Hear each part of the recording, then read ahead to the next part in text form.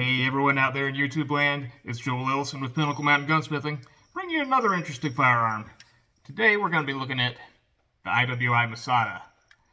This is a pistol that came into the shop for a little work. We mounted a red dot on it, and let me just take you through a few features, and we're going to look at what makes this unique and how it fits into the modern pistol space. Let's go ahead and get into it.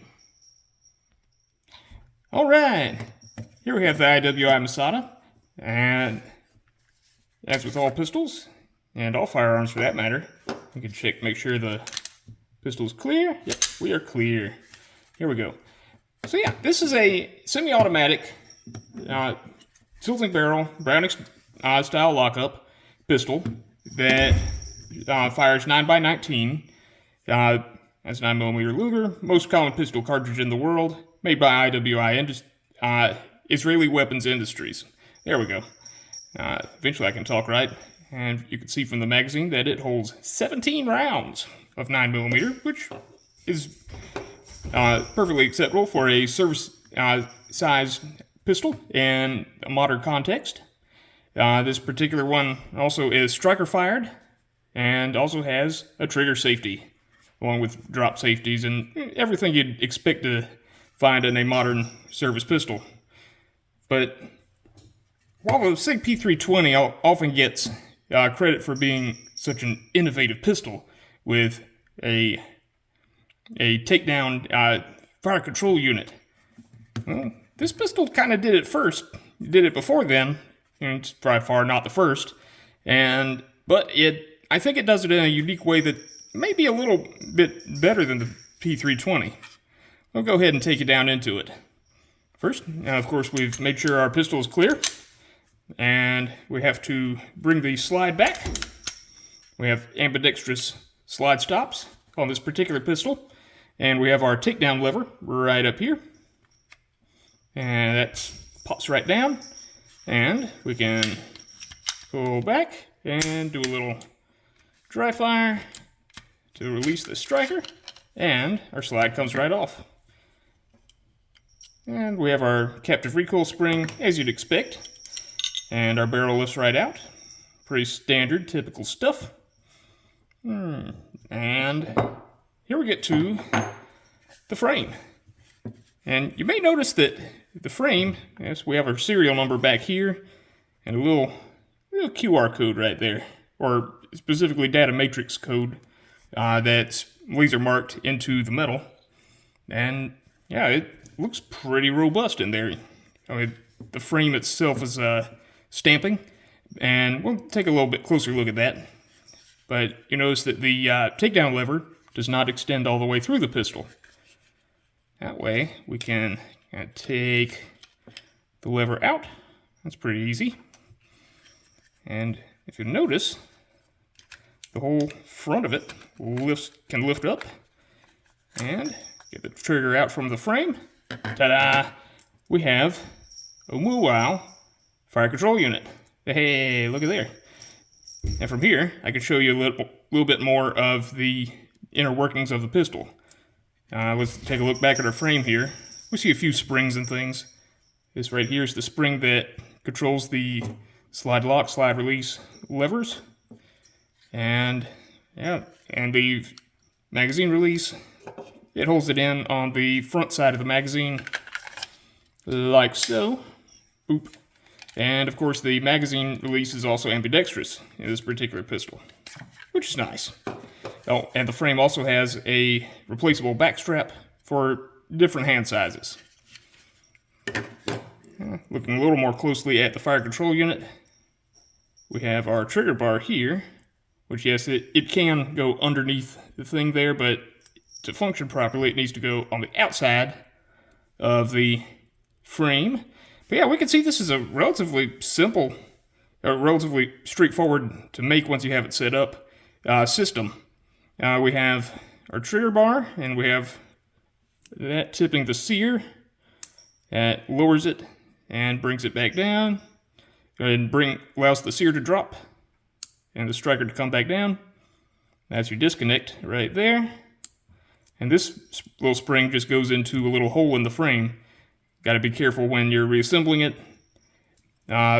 We see our little barcode scannable piece is actually the piece that allows the barrel to lock and unlock.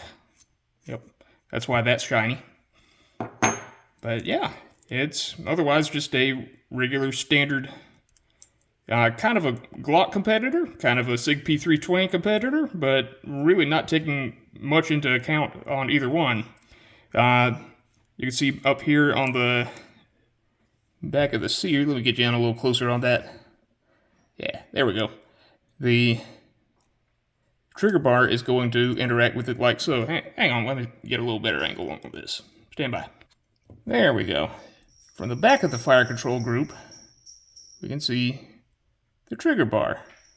That just pulls on the bottom of the sear and safety mechanism. This little safe bar here is what impacts the drop safety right here, allowing the striker to go forward to hit the primer of the cartridge in the chamber. But yeah, if you come up here, yep, you can see it wiggling a little bit. But yeah, all that's doing is allowing the sear to drop, and pivot and drop back. That to the drop safety lever to come up, and this other lever, which is your out of battery safety, to rise. There is a small hollow area on that side of the pistol, actually quite large hollow slot, that will only allow this lever to rise when the pistol's in battery. That way you don't have an out of battery discharge, which is nice. Otherwise, it's pretty straightforward. There's not a whole lot going on, and well, that's kind of the point. I'll show you a little bit of something when putting this back together. Okay, to start it back in, we can kind of put the back side of the fire control group in. Oh, and by the way, this part is, of course, the serialized portion of the pistol, meaning you can swap grip frames from a full size like this to a compact, subcompact, even larger target size models, if you so choose. It also includes your frame rails and this rather beefy ejector, and that, yeah, it all works quite well. I really rather like this particular pistol, but it'll be going out the door soon, back to its owner. Alright, when you're putting this back in, of course you have to get the trigger in there. The back end of the fire control group will kind of slot into the frame, but then you have this spring. It's a little tricky to get it down into its little hole in the frame, but using a punch, you can actually do it. We'll do that off camera, and we'll be right back. Stand by. Aha, there we go. The trigger bar spring is back in its little recess. If I can get the light just right. There we go. Yep, it's back in its little hole in the frame. And you'll see we have a little bit of upward play. In order to get the hole lined, we just have to put a little pressure right there. Slide the disassembly lever back in, and boom, it clicks right in. Alright, let's go ahead and put this pistol back together. And not a whole lot going on in the slide, and well, that's kind of the point. There we go. If I can get the recoil spring in there. And there we go. And lever back there. Quick function check.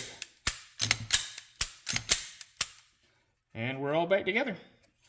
But yeah, this has just been a quick look at the IWI Masada. And it's a nice little pistol. If you would like to own one yourself, you can contact us at our website, pinnaclemountaingunsmithing.com, and we'll be happy to help you purchase your own. This particular one's going back to its owner, but we can set it up like this or however you wish.